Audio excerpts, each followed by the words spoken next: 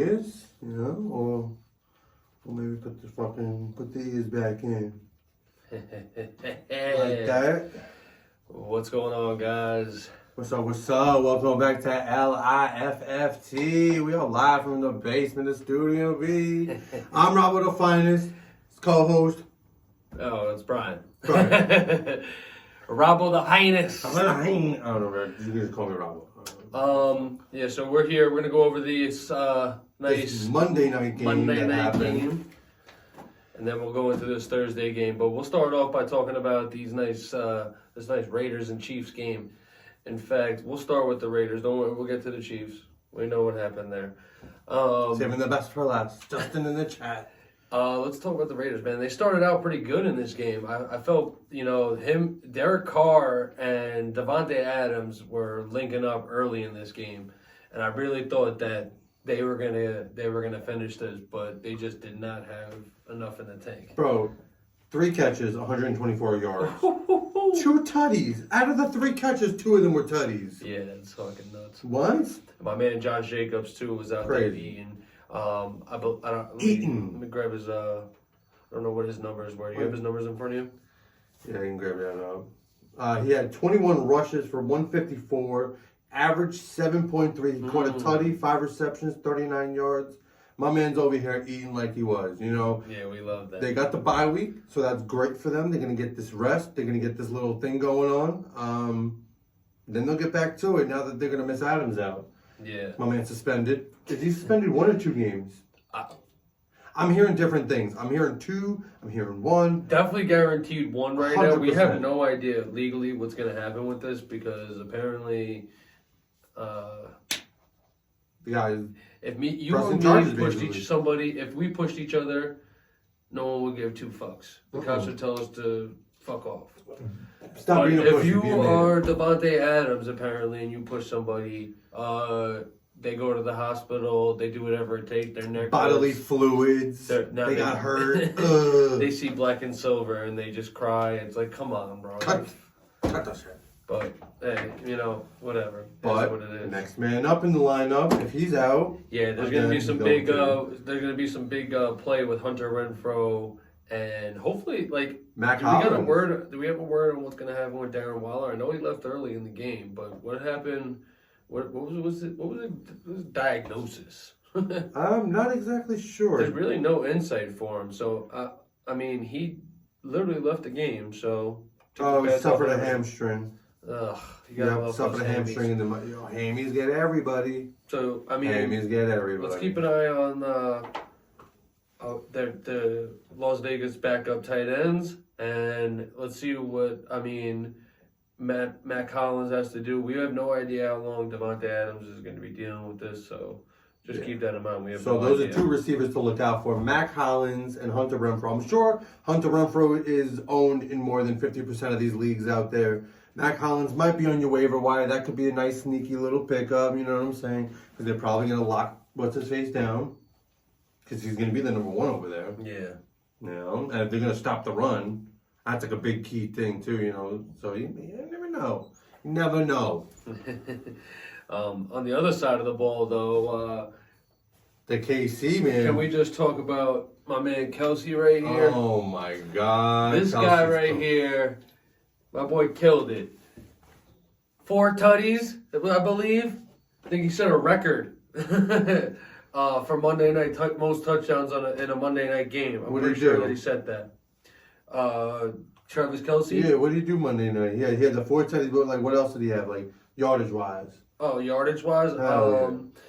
He pretty much did. Because he probably caught 150 yards, 4 tutties, 97 catches. That's just him. Just looking really quick. I can't really see all. It doesn't show you all the stats in this lineup, but right there. That's your rushing, your passing. Those are your yardages. So he didn't really do much. What did he do? He did 25 yards in receiving, and he did nothing in rushing. All he did was score touchdowns on the goal line. But that's the case. He was targeted 8 times for 25 yards. Isn't even that much. But scoring 4 touchdowns does. Foreign score touchdowns matters. Which is a Monday night apparent record. I had no idea. I heard that earlier. Good for him. That's awesome, man. I mean, Travis Kelce, he's the real deal Holyfield, especially with Patrick Mahomes behind the helm, throwing almost 300 yards. Yeah. 4 tutties, all 4 went to him. My man, McCole Hardman did his thing. He pretty much, he got 4 or 5 targets for 73 yards. Can't complain with that. No. Marquise Scanling, he was doing this thing too. He was more of a deeper threat, but I mean, you can't knock having 8 targets for 90 yards. No. It's just, he did his thing. No. And my man Clyde Edwards-Helaire, he needs to step his numbers were a little low this week, and I was surprised going into this week because honestly, the Raiders were giving up a lot of rushing yards up until that point. So they did their thing with containing him. As far as with Juju, he had some missed balls. Bro, 8 targets. Sick. Nothing to say more about that. Get your hands right, buddy, because it's terrible. But as far as that's concerned, do we think Jerick McKinnon eats into some of Clyde Edwards-Helaire? What did Clyde Edwards-Helaire do? They're such a gamble. Their backfield and even their receivers. Their whole team is a gamble. It's like, you could get some good potential out of them, but for the most part, it's going to revolve around Travis Kelce. See, I like the Kansas City Chiefs, but I think that like Jerick McKinnon, bro, I think he might be something to really look out for. Like, my man's over here, at least keep him on your bench, and if CEH gets hurt, you know what I'm saying? That's such a high-powered offense. I would think that they would be able to sustain 2 running backs. Obviously, we're wrong here, whatever, but I would assume that they could feed every mouth in Kansas City.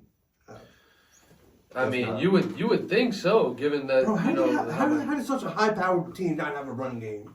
I don't know. Same thing with LA, bro. They fell off. Well, they ran Clyde Edwards-Helaire when it mattered, but for the most part, Patrick Mahomes was the show. Yeah.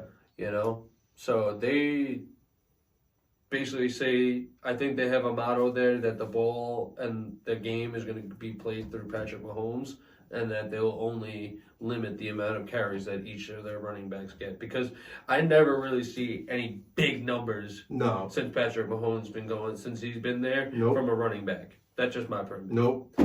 But, so that was the Monday night game. It was, honestly, I for what it was, I thought it was a pretty good game, I honestly thought that the Raiders came out and they did exactly what I thought they would do. KC came out a little flat, and second half, completely KC. But let's talk about this Week 6, unfortunately terrible Thursday night game. And we got the Washington Commanders. Before we actually talk, let me see if we have anything in here really quick. Should I trade Debo for Ertz? What do you think on that? No, I wouldn't. Debo has more of a ceiling than Zach Ertz does. That's a fact. Especially with D-Hop coming back. Yeah, I wouldn't. D-Hop is he's definitely going to eat into those targets, so no, don't do it. Keep Debo, homie. What was the other one we had? George Kittle and Breece Hall. Good trade for Hopkins and Pitts. Ooh. That's a toss-up, man. Yeah. Hey, you're not really getting much tight end play out of Kittle, so... Exactly. So, realistically speaking, you're... Whatever your record is, I would go whatever your record is. Chance it. I would trade it. Trade it. See what happens. It might not go through, but you never know until you do it. All right. Let's get into this Thursday night game where I believe, is it the Chicago Bears? Yep. Going into... No, the opposite. Ooh, so let's go with the Washington Commanders first round then. Yeah. Let's go with them, baby. Carson Wentz, a little questionable for this game. A little questionable. Although he did throw 359. He threw 2 tutties in an inning. I like him. But if he goes, Yeah. who's the backup anyway if he doesn't go? Sam Howell or Taylor Heineke. I'll probably put Heineke in. I don't know any other thing about this guy. But if he does play, I like him in this matchup because Chicago's defense is pretty trash. So let's go with that. He's probably going to play. Yeah, he probably will. Yeah. He's got to play, man. He's got Curtis Samuel, Terry McLaurin. I mean, they're pretty projected pretty high. I got a question for you. Decent. I got a question for you. That's good. Antonio Gibson, with Brian Robinson coming back in the fold, what do you do with him?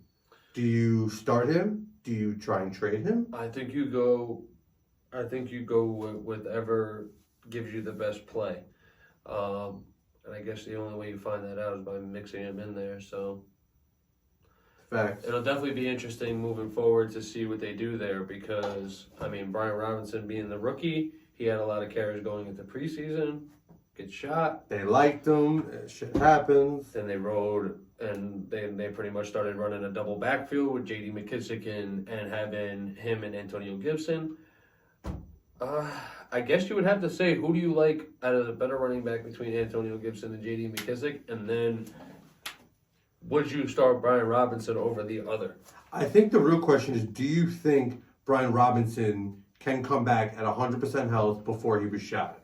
I think that's the real question we need to ask because the Washington Commanders are looking at putting Antonio Gibson back on the kicking squad.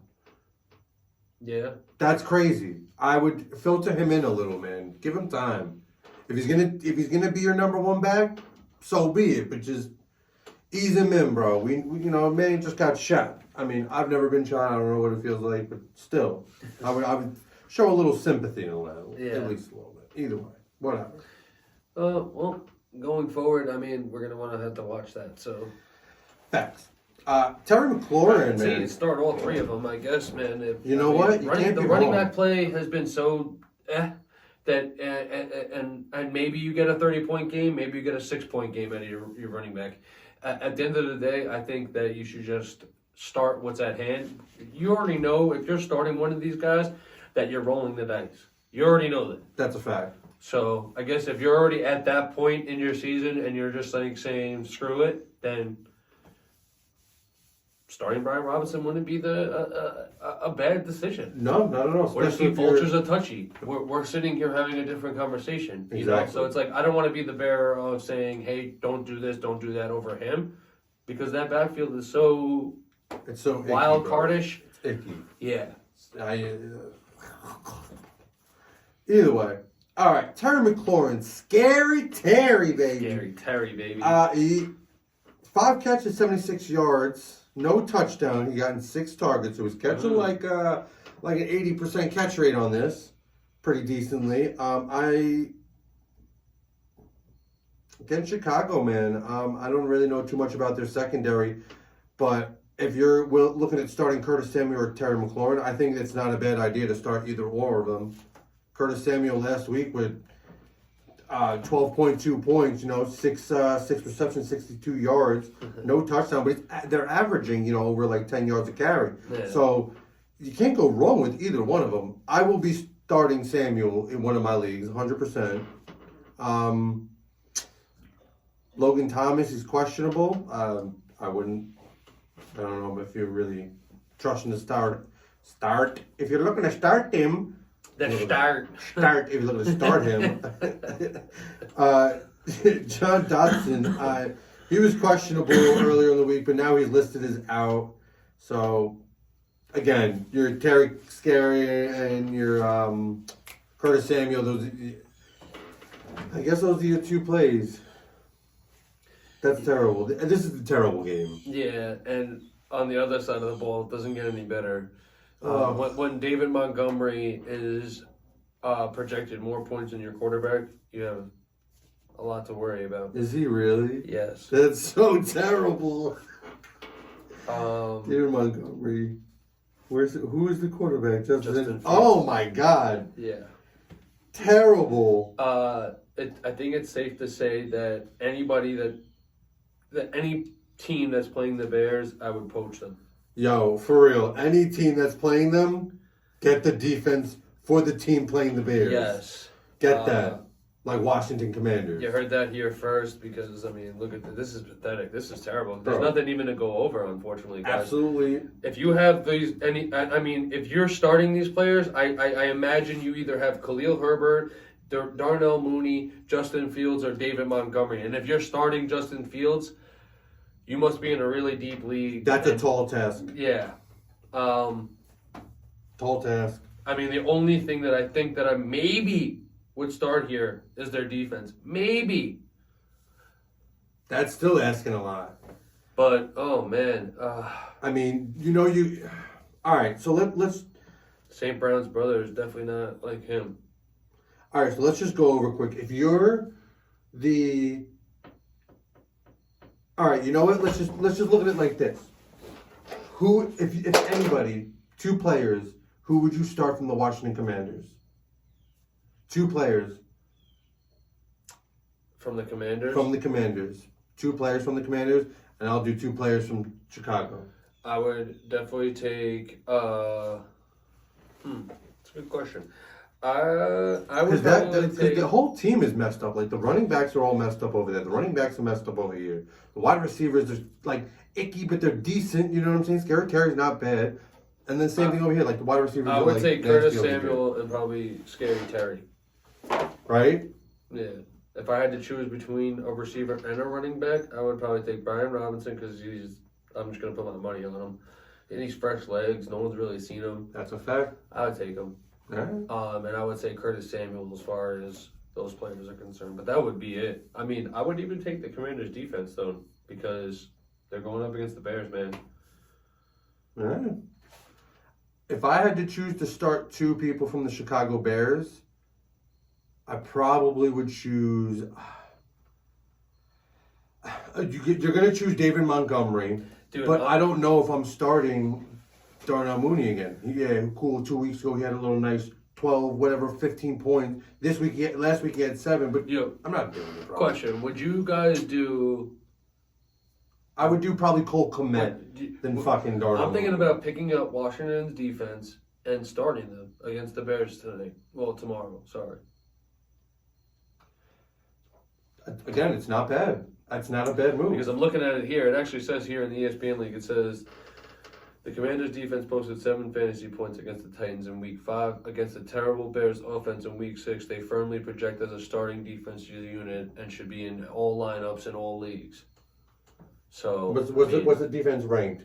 24? 24, but they're going up against a Bears team that has nothing on offense going. They're running schoolyard bullshit, basically, in order to get by. Well, they basically let up at least over 20 points every game. At least 20 points every game, the Bears. Yeah, so I would definitely say, take this defense. They at least get 1 interception, maybe 1 sack. That's basically it. Yeah. They don't really do much over there. There's no touchdowns. There's no fumble recoveries. There's no safeties. They get almost block kick. I'm debating on starting because I got the Saints defense at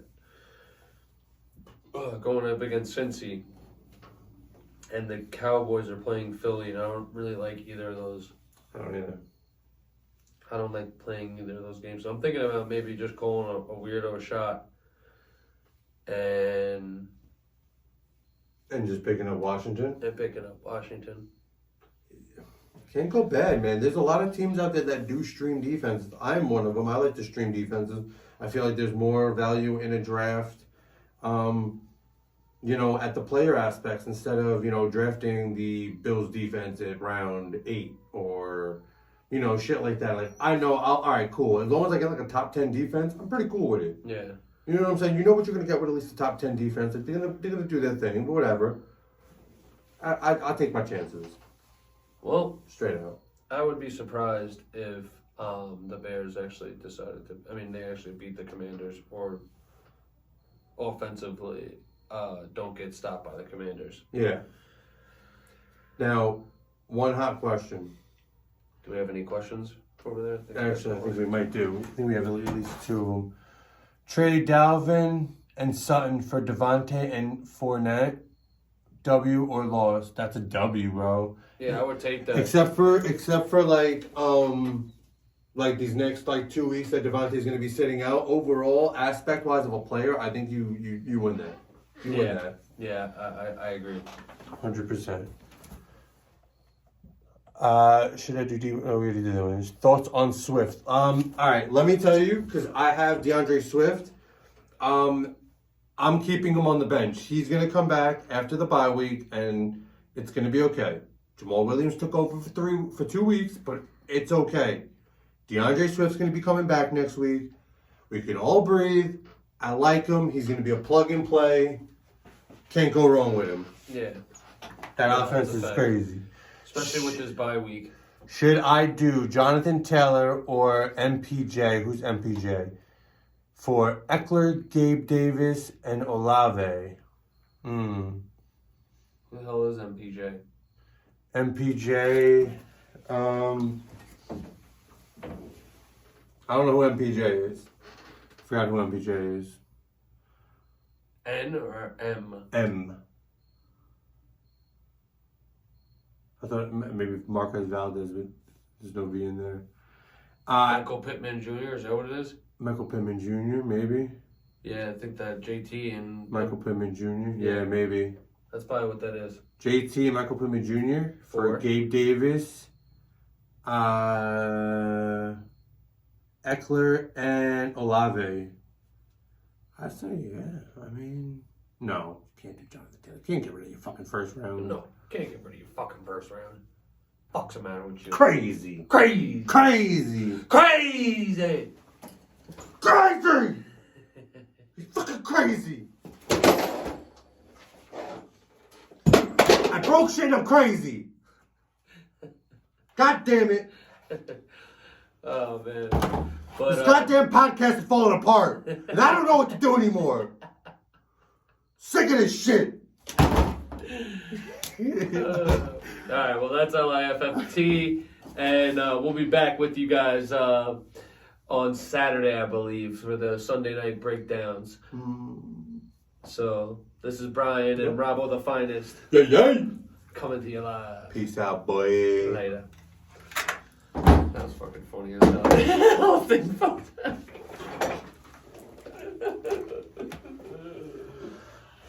Actually, hold on. I want to run that. Turn that off.